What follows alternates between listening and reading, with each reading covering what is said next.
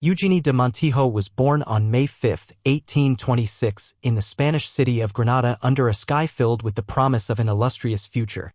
She was the daughter of the Count and Countess of Taba, a noble family with deep aristocratic roots. Her father, Francisco de Paula de Palafox, was a man of significant military and political influence, while her mother, Maria Manuela de Osorio, belonged to the prestigious House of Osorio. Raised amidst the Spanish nobility, Eugénie was no stranger to grandeur, politics, and the power struggles of Europe. From a young age, Eugénie stood out for her striking beauty. Her dark hair, sharp features, and piercing eyes made her a mesmerizing presence in any room she entered. However, her beauty was matched by an intelligence and charisma that set her apart from many of the women in her social circle.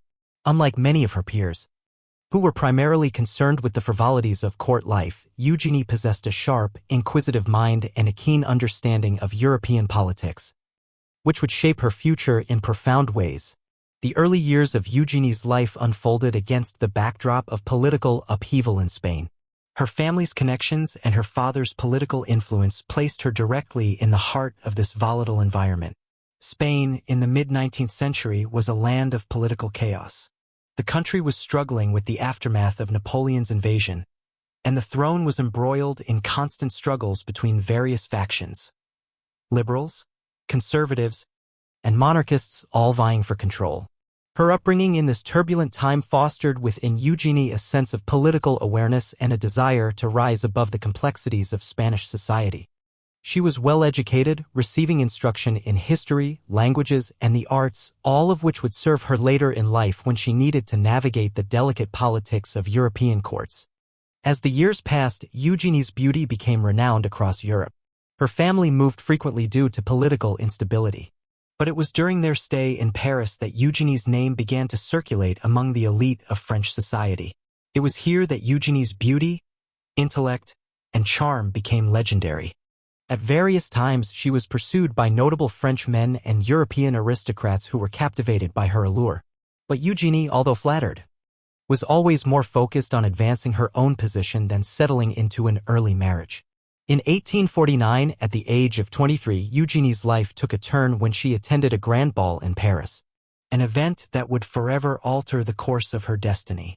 At that ball, she caught the eye of none other than Prince Louis Napoleon Bonaparte, the nephew of Napoleon Bonaparte, who was then in exile and struggling to regain political power in France.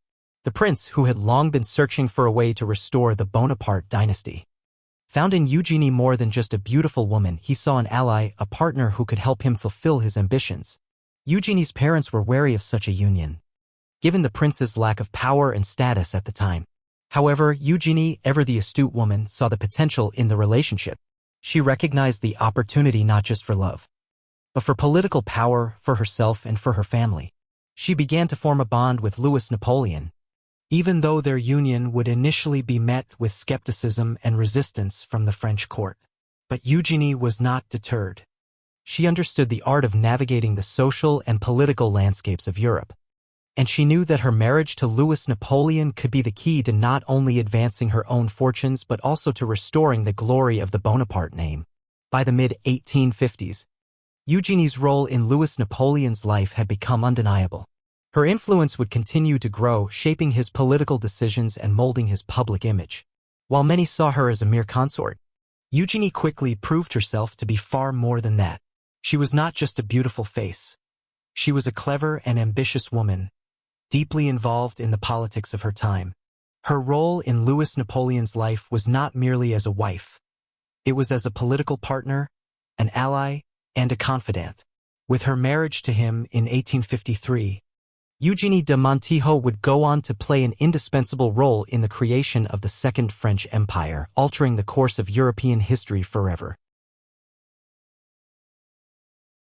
Charles Louis Napoleon Bonaparte, later known as Napoleon III, was born on April 20, 1808, in Paris, the son of Louis Bonaparte and Hortense de Beauharnais. His birth immediately placed him within the tumultuous legacy of the Bonaparte family. He was the nephew of Napoleon Bonaparte, the legendary emperor who had dominated Europe and as such, carried with him the weight of both ambition and expectation. But his early years were far from the glory his name suggested. Napoleon III's father, Louis Bonaparte, had been made King of Holland by his brother Napoleon I, but after Napoleon's defeat, Louis was forced to abdicate. His mother, Hortense, was the daughter of Josephine, Napoleon's first wife. But after Napoleon's fall from power, she too experienced the bitter sting of loss and exile. By the time Charles Louis was born, the Bonaparte family was in disgrace, living in exile far from the glory of their former imperial domain. Charles Louis's early life was marked by political chaos. France was grappling with the consequences of Napoleon I's fall, and the country's monarchy was in a state of disarray. The Bonaparte family, now in exile, lived in a shadow of their former power, wandering through various European countries, with little more than their names to hold onto. For young Charles Louis, this tumultuous childhood laid the foundation for his lifelong ambition to restore the Napoleonic legacy. In his youth, Charles Louis was not the proud heir of a vast empire, but rather an exiled and forgotten prince with little more than his dreams of grandeur. His education, however, was rigorous. He was taught at various institutions across Europe, most notably in Switzerland and Italy, and became fluent in several languages. But despite his education and noble birth, Charles Louis was always aware that his future was uncertain. Without a throne or an empire to inherit, his position was precarious, and he was determined to change that. The early 1830s brought a major turning point in Charles Louis's life. In 1832, at the age of 24, he made his first attempt to reclaim his family's empire by leading a failed coup in France.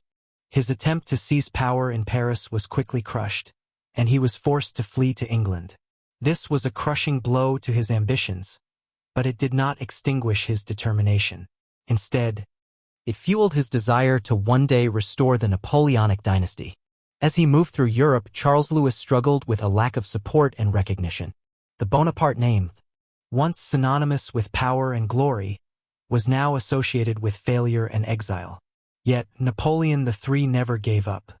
He attempted further insurrections in Italy and Germany in the 1830s and early 1840s, each of which ended in failure.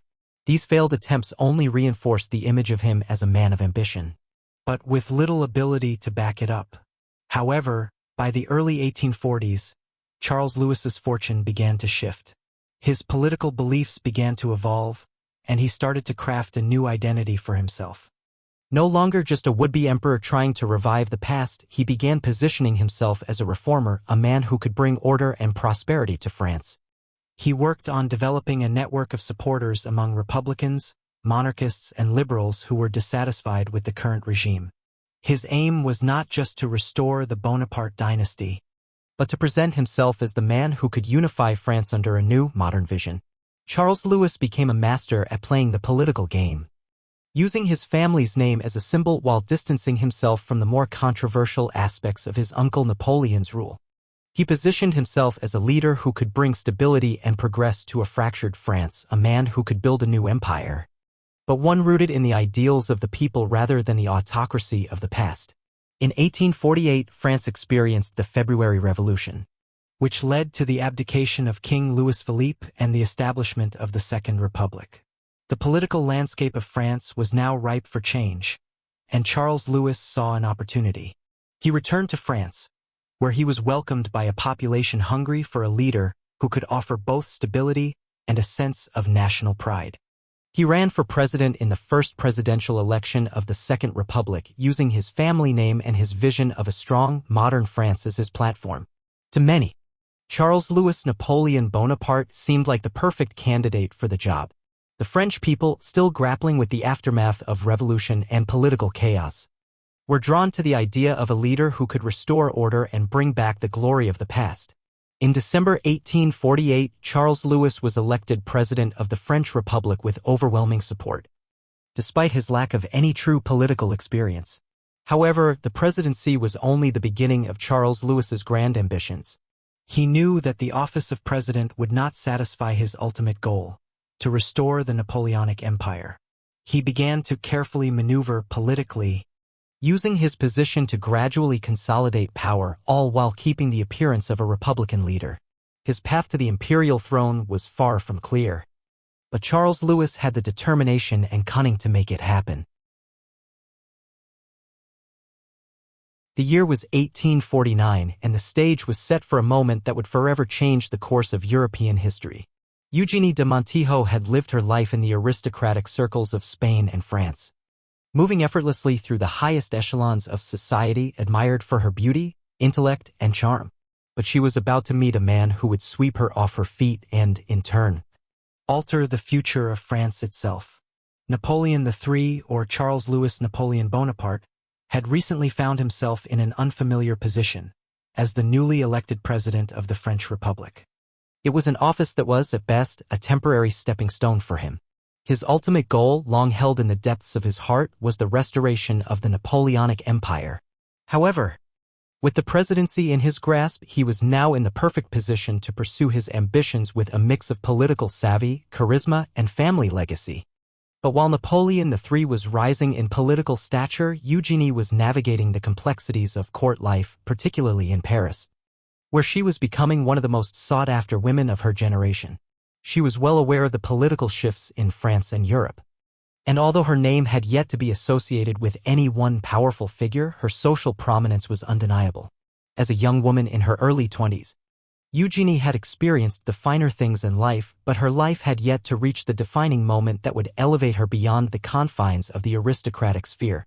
In 1849, a grand ball was held at the Hôtel de Ville in Paris, a dazzling display of Parisian opulence, attended by the crème de la crème of European nobility. It was the kind of event where the influential mingled, alliances were forged, and futures were shaped. For Eugénie, the ball would prove to be a pivotal moment. As she entered the ballroom, her beauty and elegance captivated the room, earning her admiration from many, including the man who would soon become her husband. Napoleon III, still in the early days of his presidency, was an ambitious leader looking for a way to solidify his power. While the people adored him as a figurehead of the Bonaparte legacy, many in the French elite saw him as little more than a usurper. His status as the nephew of the great Napoleon Bonaparte helped, but it wasn't enough to grant him the lasting power and legitimacy he craved. Yet, at that fateful ball, he saw Eugénie, and everything changed.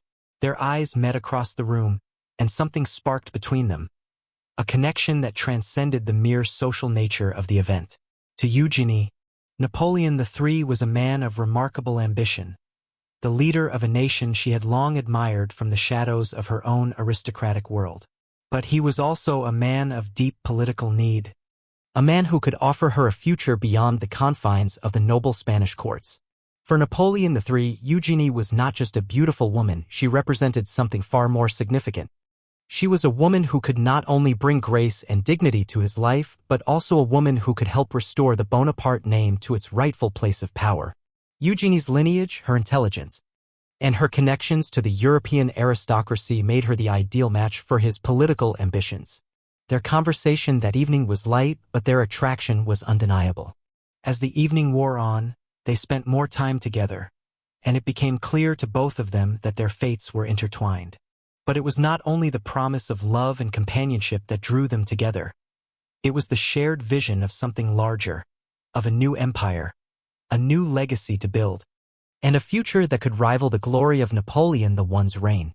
In the weeks that followed, the connection between Eugénie and Napoleon III deepened. They exchanged letters, each one filled with the kind of political and personal intrigue that would set the stage for a partnership unlike any other in European history. Eugénie, who had always been astute and aware of the machinations of the court, saw in Napoleon III not just a man to be admired, but a man who needed her as much as she needed him. For Napoleon III, Eugénie was more than just an attractive match. She was a woman who could help him navigate the delicate balance of French politics. The marriage would solidify his standing in Europe, make him a legitimate figurehead in the eyes of the French people, and perhaps most importantly, create a powerful alliance between the Bonaparte dynasty and the Spanish nobility. Eugénie, for her part, saw in Napoleon III not only a potential ruler of France, but a man who shared her desire for something greater. Though she was already a member of the European elite, marriage to Napoleon III would elevate her to the highest echelons of power, offering her the opportunity to shape not just her own destiny but that of France. As the months passed, Napoleon III's pursuit of Eugénie grew more determined. He was no longer just a leader seeking to consolidate power, he was a man deeply in love with the woman who would become his empress. Eugénie, ever the pragmatist, weighed the personal and political ramifications of the union. She knew that a marriage to Napoleon III would be both a romantic and a strategic alliance that could shape the course of history. After all, love was as much about power as it was about affection in the world they inhabited. In January 1853, after several months of courtship, Napoleon III and Eugénie were married in a private ceremony at the Tuileries Palace. The marriage, although personal, was also an explicit political statement. Eugénie, now Empress of the French, would go on to play an integral role in the shaping of the Second French Empire, a role she would carry with both grace and cunning, becoming not just the wife of a ruler, but a powerful political force in her own right. Their union, born from both personal attraction and shared ambition, was the beginning of an era that would change France and Europe forever.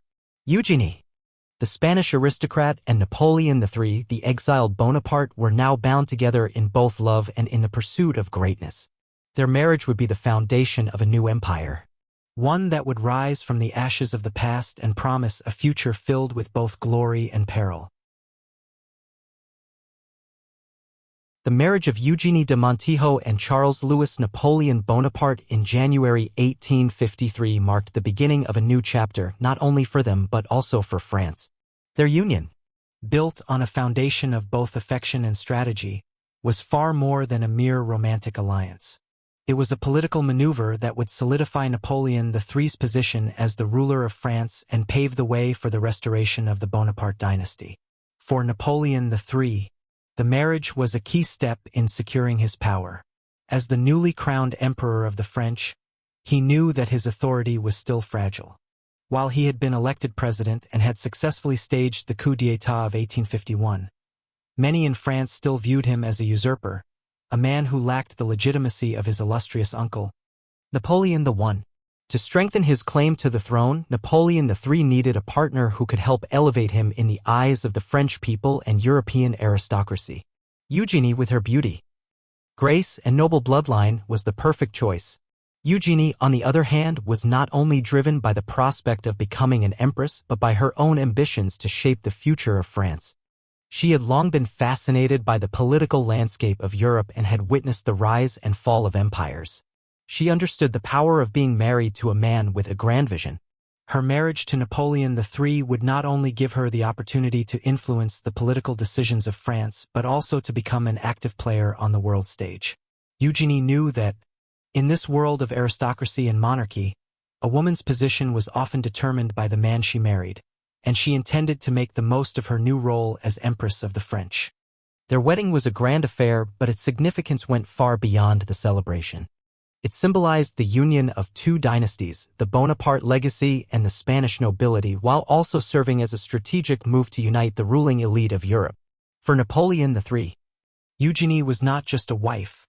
She was a political asset.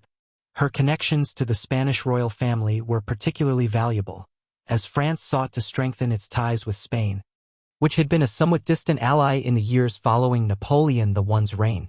With Eugénie at his side, Napoleon III could present himself as the legitimate heir to the Bonaparte name while also securing political alliances that would further his imperial ambitions. Eugénie, though deeply in love with her husband, was acutely aware of her position. She had entered the marriage not only with a desire to support her husband but also with a clear understanding of the power she could wield as empress. From the very beginning, she took on a hands-on role in the governance of France. While Napoleon III was the head of state, Eugénie proved to be an astute and capable advisor. She was deeply involved in the political decisions of the empire, particularly in matters relating to foreign policy and cultural affairs. Her influence was felt not only in the royal court but also in the broader French society. One of the first major challenges the couple faced together was the issue of legitimacy. Napoleon III's claim to the throne, despite his election as president, was questioned by many in France. Some doubted whether a republic could truly be governed by someone with such imperial ambitions. Eugénie's presence at his side helped to provide a sense of stability and continuity, as her noble heritage and poised demeanor gave the empire an air of respectability. The empress quickly became a symbol of elegance and strength in French society. Her influence extended beyond the confines of the palace as she became an icon of fashion and culture. Paris, under Napoleon III's reign, was undergoing a period of modernization, and Eugénie was at the forefront of this cultural renaissance. She was deeply involved in the creation of Paris's new look and effort spearheaded by the famed architect Georges-Eugène Haussmann, which involved wide boulevards, new parks, and grand public works. Eugénie's patronage of the arts and her involvement in the development of French culture helped to define the era, and she became a key figure in shaping Paris into the City of Light. Yet, her role was not merely decorative. Eugénie used her position to influence political affairs, often behind the scenes. One of the most significant ways she did this was by championing the cause of the Catholic Church. Although Napoleon III was officially a secular ruler, Eugénie's devout Catholic faith led her to exert pressure on her husband to align more closely with the Church. Her influence helped to secure the restoration of the Papal States, and her active role in religious matters ensured that France maintained its close ties with the Vatican, despite the challenges of the era. As time went on, Eugénie's role as empress expanded beyond the domestic sphere. She traveled with Napoleon III on diplomatic missions, becoming a key figure in foreign relations. Her charm and diplomatic skills were put to good use as she represented France at various European courts where she helped to strengthen France's position in Europe. She was an active participant in shaping the foreign policy of the empire, and her involvement in international affairs was widely recognized. However, despite her political acumen, Eugénie was also a mother, and her relationship with her son, Napoleon IV, became one of the defining elements of her life. The birth of her son in 1856 was a moment of immense joy for the imperial couple, as it solidified their position and promised a future for the Bonaparte dynasty.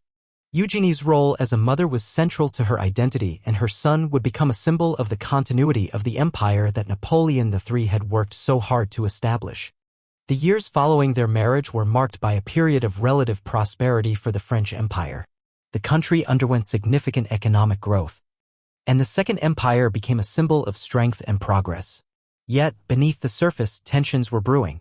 Napoleon III's empire, while powerful, was not without its critics, and the political instability of Europe posed an ever-present threat to the stability of the Bonaparte regime.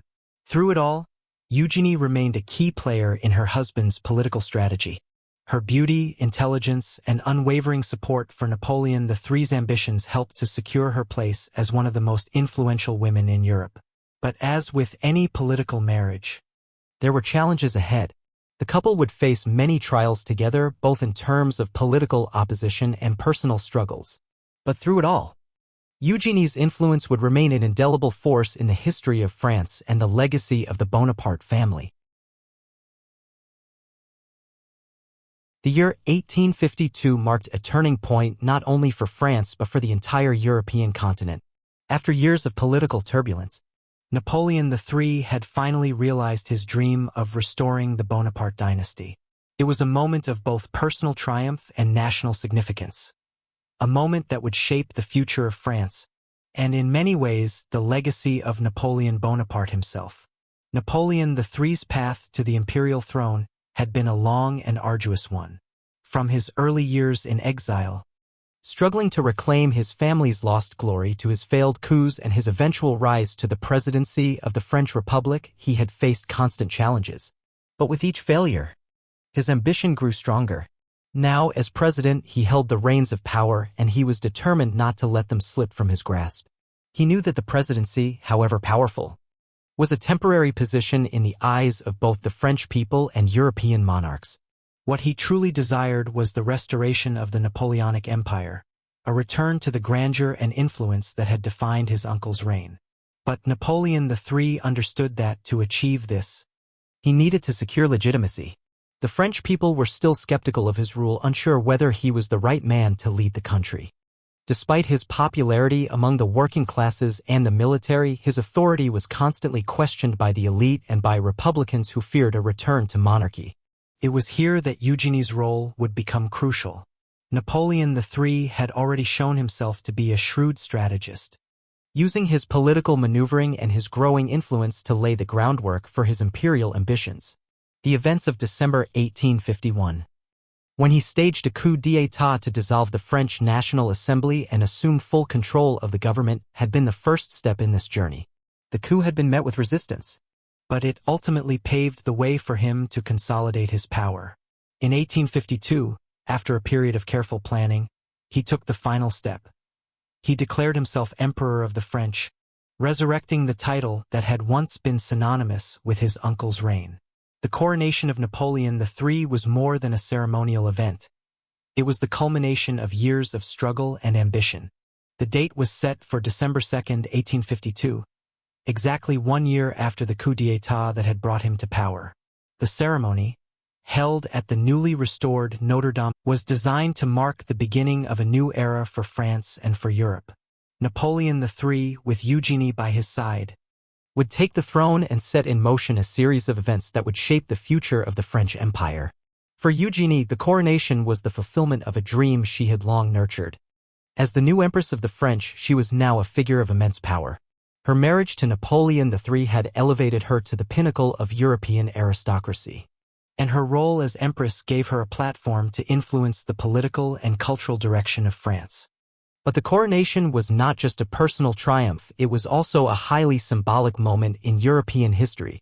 Eugénie's presence at the ceremony was a testament to the unity of two powerful dynasties, the Bonaparte family and the Spanish aristocracy. The marriage had not only secured Napoleon III's position, but had also given him a sense of legitimacy in the eyes of Europe's monarchs. On the day of the coronation, Paris was awash with excitement.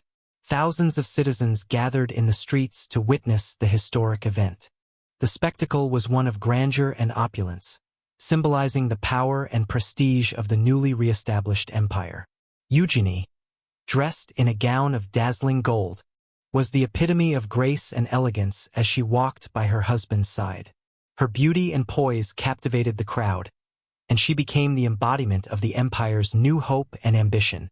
Napoleon III's coronation ceremony followed the traditions of his uncle's reign, but with a distinct twist. Instead of being crowned by the Pope, as Napoleon I had been, Napoleon III chose to crown himself, an act that symbolized his complete independence and authority. The decision was a deliberate statement, showcasing that the new emperor would not be beholden to any external power, including the Catholic Church. Eugénie, standing beside him, held a symbolic place in the ceremony. She was not only the emperor's wife but also a political partner in the creation of the Second French Empire. For Eugénie, this was a moment of personal significance. As Empress of the French, she had the chance to shape not just the empire's policies but also its image. From the very beginning of their reign, Eugénie was involved in every aspect of the empire's governance. Her influence was felt both in the palace and in the broader French society. She became a powerful voice in matters of state, particularly in the realm of foreign policy. And her presence in the imperial court helped solidify the legitimacy of Napoleon III's rule. Eugénie's role as empress was not just one of ceremonial duty. She was actively engaged in shaping the direction of the empire, participating in diplomatic meetings and providing counsel to her husband on matters of governance.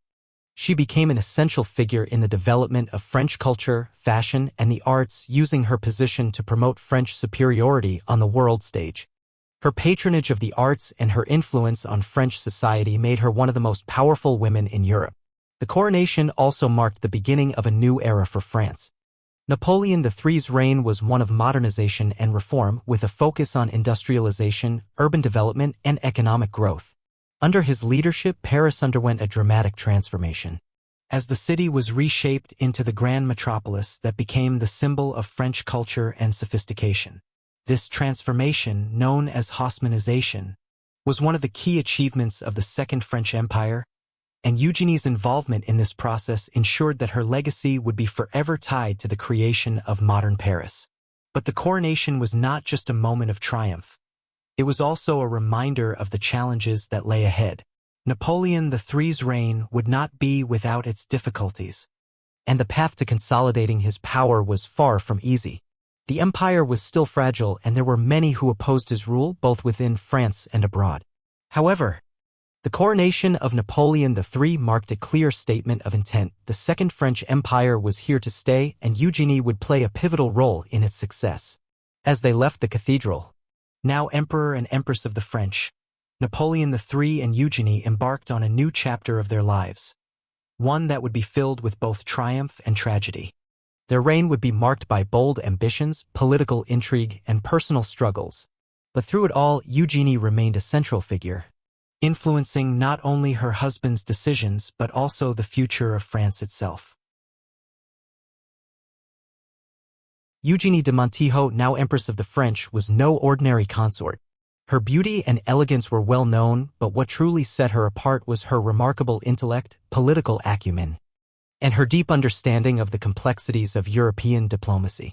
Though her official role was that of a ceremonial figure, Eugénie wielded significant influence in the imperial court, becoming a powerful force behind Napoleon III's decisions.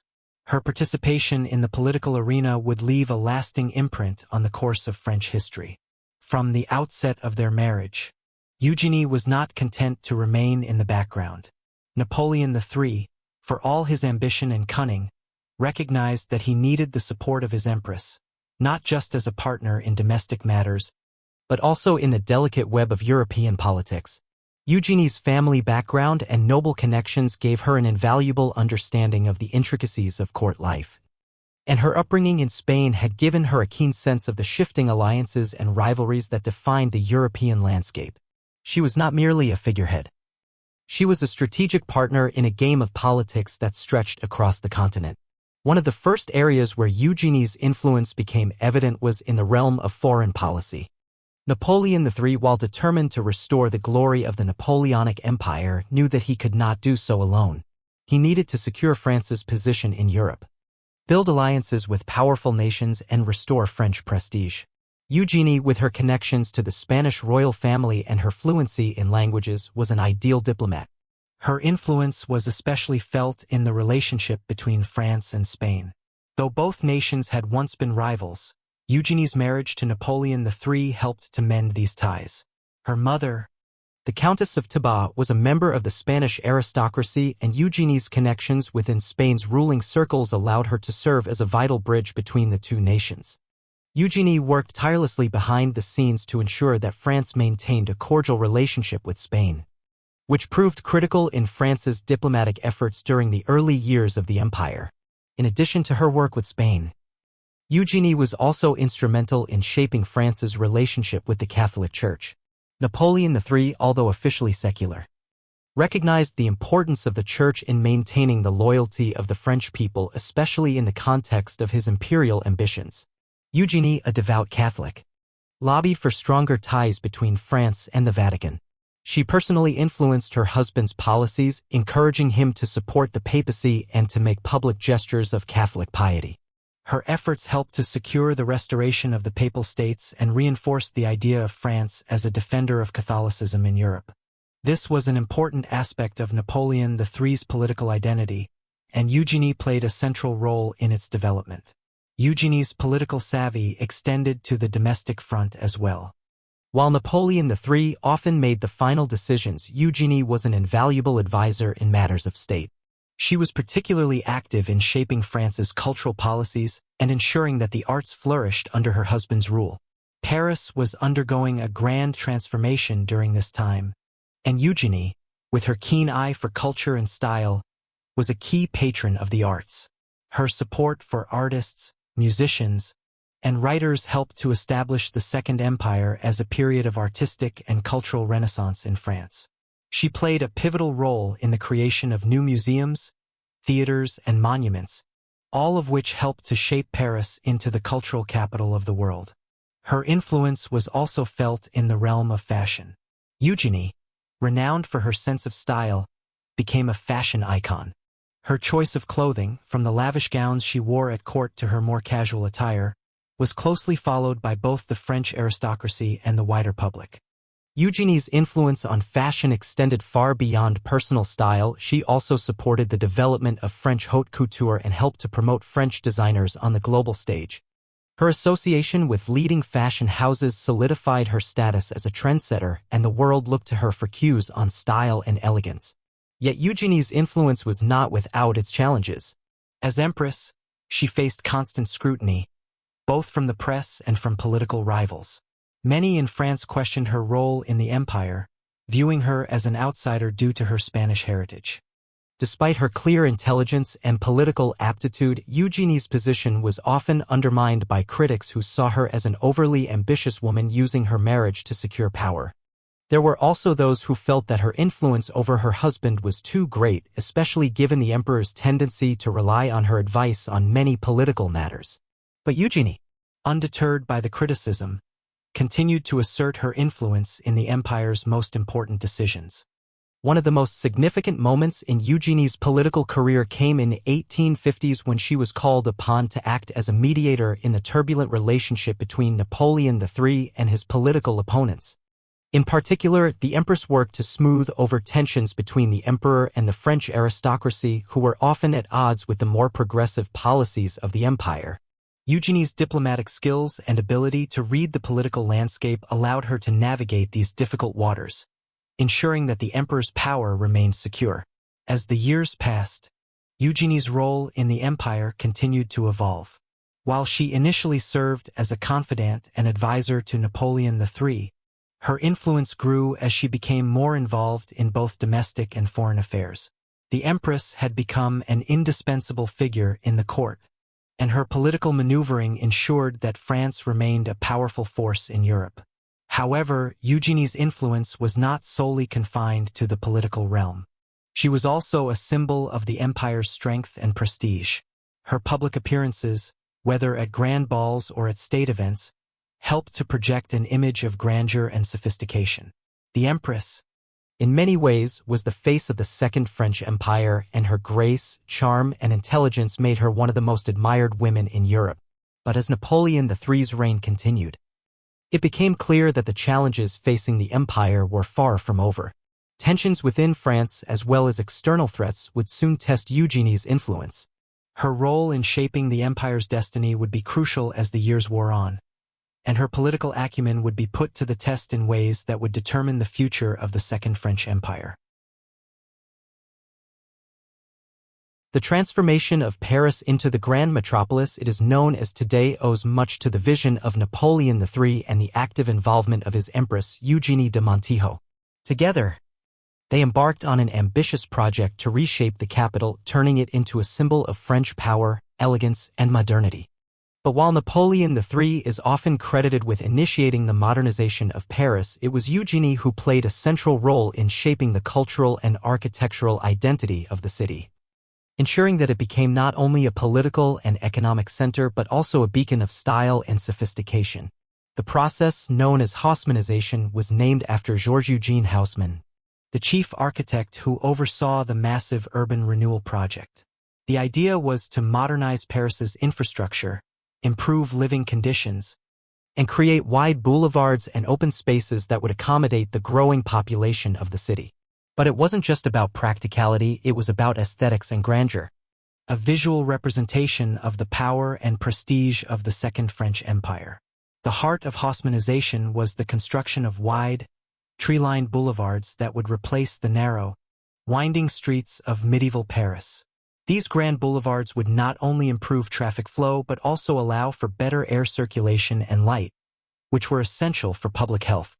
The redesign also called for the creation of public parks, squares, and monuments, transforming Paris into an urban landscape that was both functional and beautiful. Eugénie's involvement in the project was essential. As Empress, she became deeply engaged in the planning and execution of Haussmannisation, influencing the overall vision for the city. While Napoleon III had initiated the project, it was Eugénie who, with her refined taste and love for beauty, pushed for a Paris that would embody French culture and sophistication. She understood the power of architecture and urban design in shaping the perception of the empire. Her personal taste was reflected in the selection of design elements, from the choice of materials to the decorative features of public spaces. Eugénie's patronage of the arts also played a crucial role in the cultural dimension of Haussmannisation. She was a passionate supporter of French artists, architects, and designers, and she used her position to commission works that would beautify Paris. This included the creation of new public buildings, monuments, and museums that would showcase the best of French culture. Eugénie's influence was felt in the design of landmarks like the Opéra Garnier, one of the most famous buildings in Paris. which became a symbol of the grandeur of the empire. The Opera House, designed by architect Charles Garnier, was a project close to Eugénie's heart. She was a lover of the arts and saw the opera as an important cultural institution. As Empress, she supported the creation of a space that would not only serve as a venue for opera and ballet, but also as a reflection of France's cultural dominance. The ornate design, with its lavish marble staircases, gold leaf accents, and intricate sculptures, was a testament to the opulence of the Second Empire. The Opera House quickly became a symbol of the empire's strength and elegance, drawing visitors from all over the world to witness the beauty and splendor of Parisian culture. Eugénie's influence was also felt in the creation of public parks and gardens that would provide green spaces for Parisians to enjoy. Under her direction, the Bois de Boulogne, a large park on the western edge of Paris, was expanded and transformed into a magnificent space for leisure and recreation. Eugénie often took long walks in the park, hosting gatherings for artists, writers, and intellectuals. These parks and gardens became central to Parisian life, providing a space for relaxation and socializing amidst the hustle and bustle of the city. As Paris was transformed into a modern metropolis, Eugénie also worked to ensure that the city's image as a cultural capital was reinforced. She was a strong advocate for the preservation of French art and heritage, and her efforts to promote the arts through public commissions and exhibitions helped to position Paris as the center of European cultural life. She supported the construction of new museums and galleries, including the Musée d'Orsay, though it would later be renovated into its current form, where the works of French and European masters would be displayed for future generations. While Eugénie was largely focused on the cultural and aesthetic aspects of the modernization of Paris, she also understood the importance of social and economic reforms. The Second French Empire was a time of significant industrial growth, and Eugénie worked with her husband to ensure that the economic benefits of modernization were felt across all levels of society. This included the creation of new housing, the improvement of sanitation systems, and the establishment of better public transportation. The construction of the Paris Metro and the expansion of the rail network were part of the broader vision to make Paris a city of the future, accessible, clean, and efficient. But Haussmannization was not without its critics.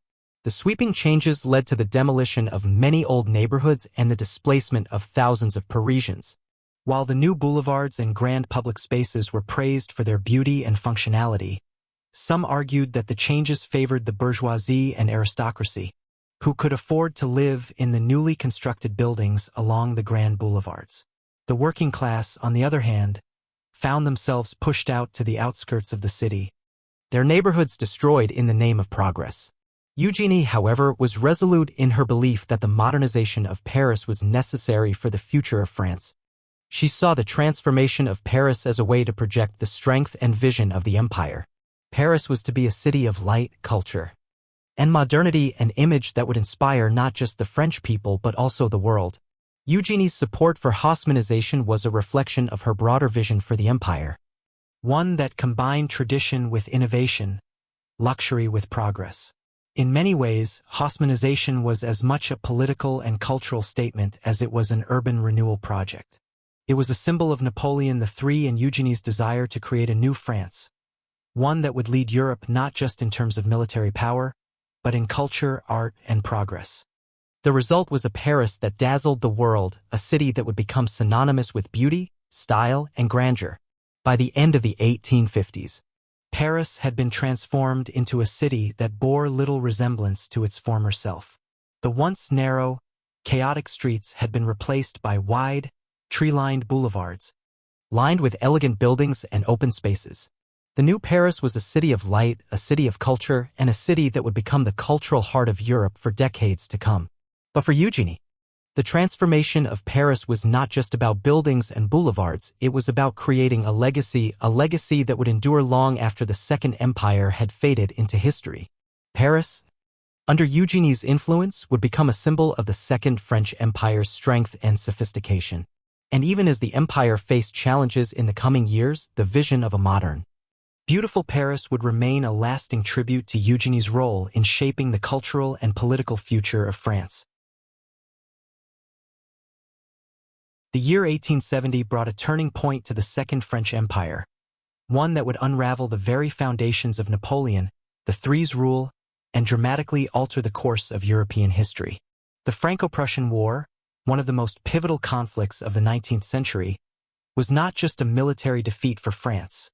It was a personal tragedy for Eugénie de Montijo and her husband, Napoleon III, and marked the beginning of the end of the empire they had built. Napoleon III, despite his earlier successes in consolidating power, had always struggled with the idea of securing his place in history.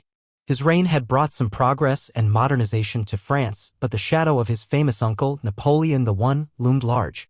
The emperor's aspirations for glory, particularly his desire to expand France's influence in Europe, would soon clash with the emerging power of Prussia, a rapidly growing German state that had begun to challenge the balance of power on the continent. The war was sparked by tensions between France and Prussia, particularly over the issue of the Spanish throne. When a Prussian prince, Leopold of Hohenzollern, was proposed as a candidate for the Spanish crown, France saw this as a direct threat to its own position in Europe. Napoleon III, who had been seeking a way to reassert French dominance, saw this as an opportunity to assert his authority. However, the Prussian Chancellor, Otto von Bismarck, skillfully manipulated the situation, using the French response to the Spanish question to provoke a declaration of war. Napoleon III, believing that a quick victory would enhance his popularity and solidify his regime, declared war on Prussia in July 1870. What followed was a disastrous miscalculation. France, despite its military strength, was ill-prepared for the speed and efficiency of the Prussian army. The German forces, led by the skilled General Helmuth von Moltke, outmaneuvered and outclassed the French at every turn. The French army, divided and poorly coordinated, was swiftly defeated. Eugénie, who had always been a deeply involved and astute figure in her husband's political life, now found herself in the midst of an empire on the brink of collapse. As the war dragged on, she became more and more involved in the administration of France, taking a central role in the management of domestic affairs while Napoleon III was focused on military strategy. The Empress, though a figure of immense influence, found herself facing mounting criticism from both the French public and political elites. As the war continued to go poorly for France, she became the focal point of frustration for many who blamed the empire's leadership for its military setbacks.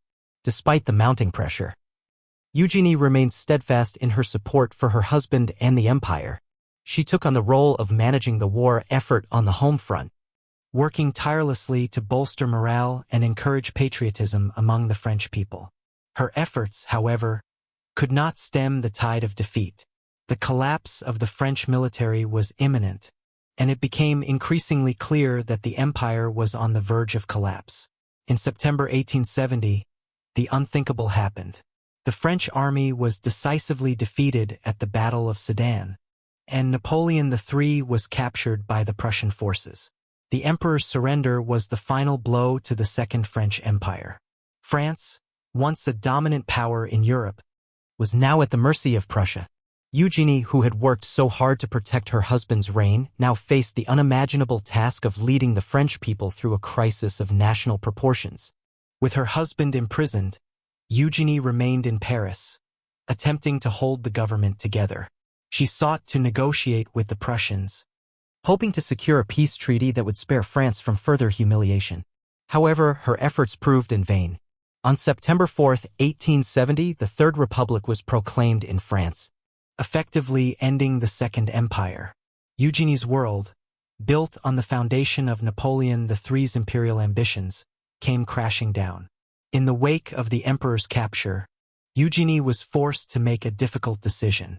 With the fall of the empire, the empress had no choice but to flee Paris. In the chaos of the war's aftermath, Eugénie, accompanied by her son, fled to England where she would live in exile for the rest of her life.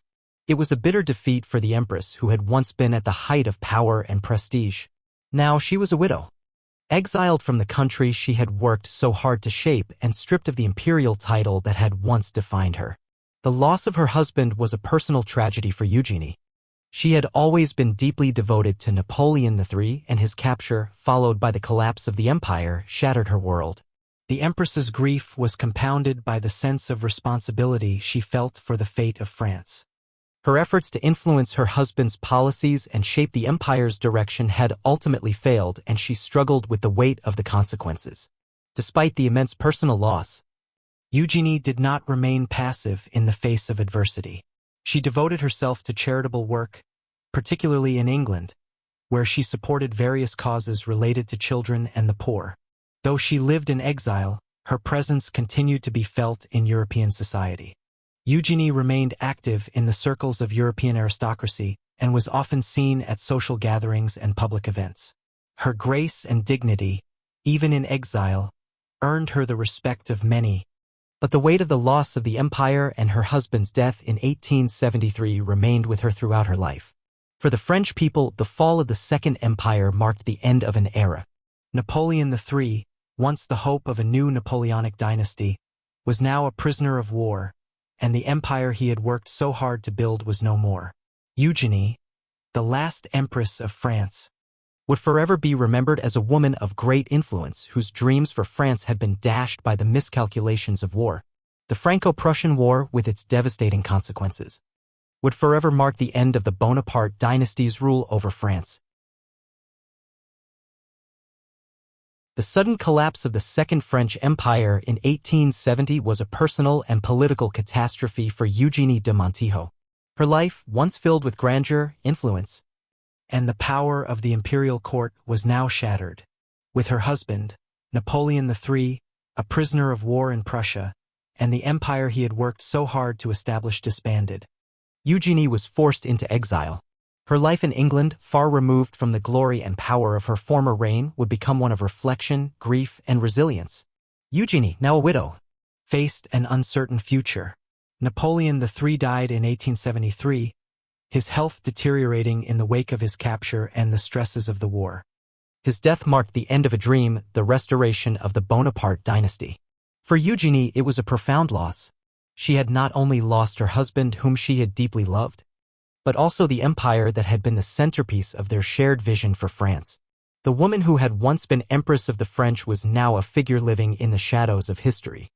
Despite her personal devastation, Eugénie found solace in her son, Napoleon IV, who became the sole remaining representative of the Bonaparte family. The young boy, born in 1856, had been a source of joy and hope for the Empress, but his future was now uncertain. The Bonaparte dynasty, once so powerful, was now relegated to history. Eugénie, however, devoted herself to securing a future for her son, although the political climate had changed drastically in France, where the Third Republic had taken hold and was far from sympathetic to the Bonaparte legacy. Her life in exile, though filled with challenges, also brought out Eugénie's remarkable resilience. She lived primarily in Frogmore Cottage near Windsor, England, where she was welcomed by Queen Victoria, who, though no stranger to political upheaval herself, understood the pain of a fallen monarchy. Eugénie's connection with the British royal family remained strong, and her friendship with Queen Victoria became a comforting anchor in her new life. Despite the loss of her title and the empire, Eugénie remained an active figure in European society. She was often seen at royal events and social gatherings, maintaining the grace and dignity that had defined her throughout her life. Her appearance at various functions, though less frequent than in her former days as Empress, continued to evoke respect and admiration from those who had once lived under the imperial regime. Her beauty, intelligence, and poise ensured that she would always remain a beloved figure among those who had known her as France's Empress. In the years following Napoleon III's death, Eugénie turned to philanthropy as a way of filling the emptiness left by the collapse of the empire. She supported a number of charitable causes, particularly those focused on children and the less fortunate. Her efforts in this area were sincere, and she poured much of her energy into ensuring that her son, who was still in his youth, had the proper education and upbringing, despite the political isolation of the Bonaparte family. Her grief, however, was never far from her heart. Eugénie had always been a woman of deep faith, and she turned to religion for comfort in her darkest moments. She found solace in her Catholic faith, attending Mass regularly and praying for strength. Her devotion to her faith, while never publicized, was a central part of her life in exile, and it helped her maintain a sense of inner peace amid the turmoil of losing both her husband and the empire. Despite her relative isolation in England, Eugénie continued to watch with interest as France moved forward under the Third Republic. She never fully relinquished the hope that her son, Napoleon IV, might one day reclaim the throne. However, as the years passed and the Bonaparte family became more distant from the French people, it became clear that a return to power was unlikely. The Bonapartes, once the rulers of a vast empire, were now reduced to a symbol of a bygone era. In 1879, Eugénie made a rare return to France, although the country had long since moved on from the Second Empire. She visited the tomb of her late husband in Chislehurst, where he had been buried after his death, and paid her respects to a man whose legacy had once been entwined with the fate of the nation. Eugénie's return was poignant, a final attempt to reconcile with a France that had rejected the empire she had worked so hard to build. But as she walked the streets of Paris, it was clear that the empire she had once known was gone forever. The French people had embraced the Republic and the shadow of Napoleon III had faded. Eugénie's life in exile continued quietly for many years. She remained a strong presence in the European aristocratic circles, attending royal events and social functions. She was particularly close to Queen Victoria, with whom she shared a deep understanding of the challenges of monarchy and the burden of living with the legacy of a fallen empire. Eugénie also made a few trips to Spain, where she visited her relatives, but her life was mostly spent in England, where she found solace in the friendships she had cultivated over the years. In 1920, Eugénie's life came to a peaceful end. She died at the age of 94, having outlived both her husband and her son, Napoleon IV, who had died in 1879 at the age of 23. Eugénie's passing marked the end of an era for the Bonaparte family. She was buried alongside her husband at the Chislehurst Cemetery in England, where she had spent her later years. Eugénie de Montijo was more than just the last Empress of France. She was a woman who had experienced the highest heights of power and the deepest depths of loss. Her influence, though often overshadowed by the empire's eventual downfall, had been far-reaching. She had played a crucial role in the political, cultural, and architectural renaissance of France. Paris, under her influence, became a symbol of elegance, culture, and modernity. And even after the fall of the empire, her dignity, resilience, and grace ensured that she would remain a respected and admired figure in European history. Eugénie's legacy is a testament to the power of a woman who, despite the end of her imperial reign, continued to shape history through her intellect, her compassion, and her unwavering commitment to her family and her faith. Though the Second French Empire was gone, Eugénie's story lived on as a reminder of the complexities of power, love, and loss, and the indelible mark she left on the history of France and Europe. Eugénie de Montijo, the last Empress of France, had lived through an extraordinary and tumultuous life. From the grandeur of the Second French Empire to the heartbreak of exile, her journey had been marked by both triumph and tragedy. Yet, as she entered her later years, her strength, dignity, and enduring legacy became even more apparent.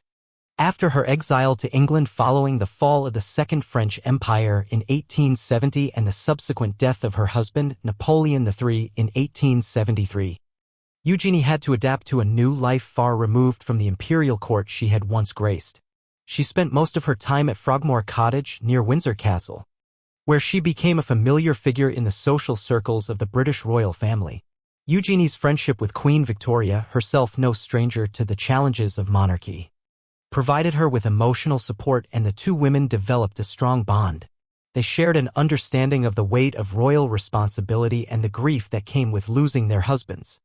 This friendship allowed Eugénie to maintain a degree of relevance and companionship during what could have been years of isolation and grief. While Eugénie's life in exile may have been quieter than her days as empress, she never truly faded into the background. Her connections to European nobility and royal circles kept her firmly in the spotlight. She often attended royal events and gatherings, although her appearances were always tempered by the shadow of the fallen empire. Yet, despite the political landscape having dramatically shifted, Eugénie remained a respected figure among the old European aristocracy. During her years in England, Eugénie found solace in her son, Napoleon IV, who had been born in 1856 and was the last hope for the Bonaparte dynasty. However, her son's life, too, was marked by tragedy. In 1879, at the age of 23, Napoleon IV passed away from a sudden illness, leaving Eugénie to cope with yet another immense loss. The death of her son was the final blow to Eugénie's hopes of seeing the Bonaparte family restored to power. This loss, coming so soon after the death of her husband, cast a long shadow over the later years of Eugénie's life. Yet her resolve did not falter. Eugénie devoted herself to charitable causes and continued to lead a life filled with grace and dignity. Though her heart remained heavy with sorrow, the Empress's charitable work became an important aspect of her life during her years in exile. Eugénie turned to philanthropy, particularly focused on helping the poor, supporting education, and providing aid to children. She also became involved in various social causes, and her patronage was a significant part of her later legacy. The woman who had once been the Empress of the French, living amidst opulence and luxury, now dedicated much of her time to helping others. Through her charity, she sought to make a difference in the world and to preserve some sense of purpose in her life. Even as the empire and the future of her family had been lost. Throughout the 1880s and 1890s, Eugénie kept a low profile, but her presence remained strong. She visited Paris several times, including a memorable trip in 1881, where she was warmly received by the French people who, although they had embraced the Third Republic, still remembered the grandeur and elegance of the Second Empire. During this period, Eugénie made pilgrimages to various historical sites in France, including Notre Dame and, of course, the grave of her beloved husband, Napoleon III, at Chislehurst. She would visit his tomb, reflecting on the life they had shared, the empire they had built, and the catastrophic events that had led to its downfall. These visits were emotional, as Eugénie continued to carry the weight of the Bonaparte legacy, despite its tragic end. Her final years, however, would not be marked by personal grief alone. Eugénie's resilience, faith, and belief in the values she had held dear throughout her life became her guiding principles. In her later years, she also turned to religion for comfort, and she frequently attended Mass at the local Catholic Church in England. Her faith was an essential part of her identity, offering her both solace and strength as she navigated the complexities of life in exile. In 1911, Eugénie made another notable return to France, a country that had long moved beyond the imperial glory she had once been a part of. This trip was symbolic. She was no longer the Empress of the French, but she had earned respect as the widow of Napoleon III and as a figure of the past. Eugénie's return to France was marked by dignified visits to key locations and monuments tied to the Second Empire. Although she did not seek political power or public recognition, her presence was a reminder of the empire that had once been. As the years passed, Eugénie's health began to decline, and by the end of the 1910s she had withdrawn from the public eye. She lived the last years of her life in quiet contemplation, surrounded by friends and those who had supported her throughout her life.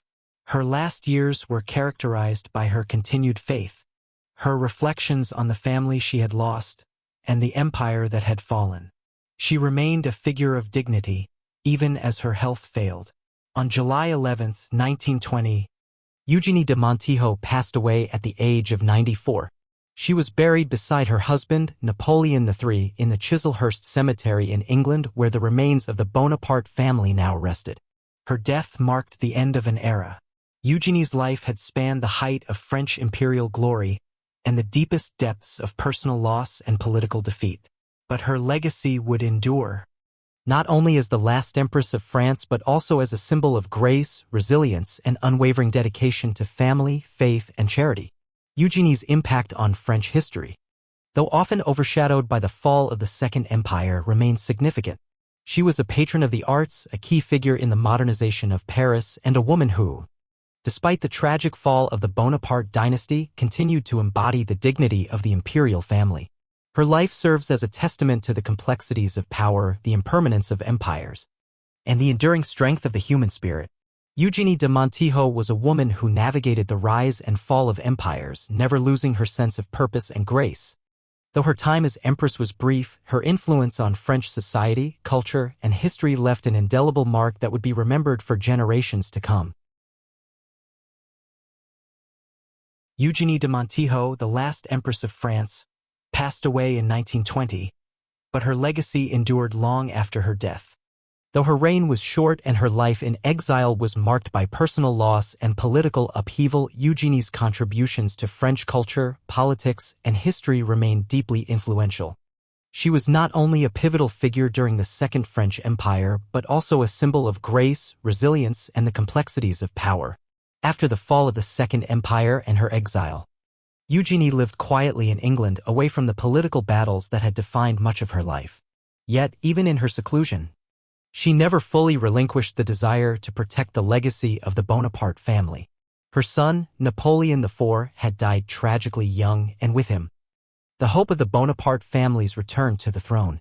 But Eugenie's influence, both as empress and as an individual, lived on in other ways, through the arts, through her philanthropic work, and through the lasting impact she had on Paris and French culture. Eugenie's role in Haussmannization, the transformation of Paris into the modern city that became the cultural heart of Europe, was perhaps one of her most enduring contributions. While her husband, Napoleon III, is often credited with initiating the project, it was Eugenie's artistic sensibilities and vision that ensured the transformation of Paris would not only serve the practical needs of the city but also reflect its cultural and imperial stature. Her support for the arts, her patronage of fashion, and her role in the construction of new public spaces made Paris a shining example of modernity and sophistication.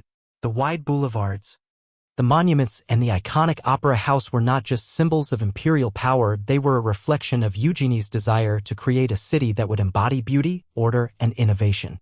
Her contributions to the arts and culture continued to reverberate throughout France even after the fall of the empire. Eugénie was an important patron of French artists, musicians, and designers. Her involvement in promoting French fashion elevated Paris as the global center of haute couture. Designers like Charles Frederick Worth, whose creations Eugénie favored, became household names, and the fashion industry flourished in the wake of Eugenie's support. She was not only a fashion icon herself but also a pivotal figure in ensuring that French culture would continue to be synonymous with style and elegance. Her philanthropic efforts, though often overshadowed by the political and cultural landscape, were also significant. Eugénie focused on supporting children, education, and the welfare of the poor, especially in her later years. She threw herself into charitable endeavors, particularly those aimed at helping the most vulnerable in society. She understood the power of a woman in her position to effect positive change, and her compassion led her to invest both time and resources into causes that would have a lasting impact on the lives of those in need. Though the Bonaparte dynasty was effectively finished with the fall of the empire and the death of her son, Eugénie continued to embody the legacy of her family.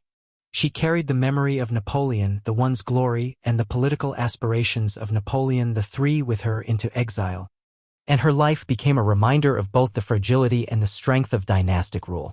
She was one of the last living connections to the Napoleonic era, and in the years following her exile, the French public began to appreciate her more as a symbol of an empire that, while ultimately short-lived, had left an indelible mark on the country and the world. Her later years were marked by visits to France, a country that had moved on from the imperial past. In 1881, Eugénie returned to Paris for a visit that was met with mixed reactions. The republic that had replaced her empire no longer viewed her as a political figure but rather as a figure from a bygone era. Yet, even in exile, Eugénie was respected for her role in the history of France. She made a pilgrimage to Napoleon III's tomb and, though no longer an empress, she remained a dignified presence, someone who had witnessed the rise and fall of an empire and, despite it all, retained her composure and her sense of identity. Her legacy, especially her role in the modernization of Paris and her influence on French culture, has endured beyond her life. The city of Paris, with its wide boulevards, grand public spaces, and monuments, is, in many ways, her lasting testament. Eugénie's vision for Paris as a city of beauty, culture, and modernity transformed it into the cultural capital of the world, a status it retains to this day. Her contributions to the arts, fashion, and architecture helped define the 19th century, and her influence in these areas is still felt in the city's charm and grandeur. Though she lived much of her later years in relative obscurity, her passing in 1920 marked the final chapter of the Napoleonic legacy. Eugénie was buried next to her husband at Chislehurst Cemetery, and her grave became a place of reflection for those who remembered the fallen empire. The Bonaparte dynasty may have ended with her death, but the empire she had helped build was immortalized in the very fabric of Paris, which remains one of the most iconic cities in the world. Eugénie de Montijo was a woman who experienced the highest of highs and the lowest of lows. She was an empress who lived through the splendor of imperial rule and the heartbreak of exile. Her influence as a wife, mother, and cultural patron transcended the confines of political power, and she became a symbol of the complex interplay between monarchy, politics, and personal conviction. In the end, Eugénie's legacy lies not just in the empire she helped to build, but in her unwavering strength, her love for her family, and her ability to navigate the turbulent currents of history with grace and dignity. As history has shown, the most significant legacies are often the ones that endure long after the fall of empires. Eugénie de Montijo, the last Empress of France, lives on as a testament to that enduring strength, her legacy continuing to shape the history of France, the memory of the Napoleonic era, and the city she helped transform into a timeless symbol of culture and modernity.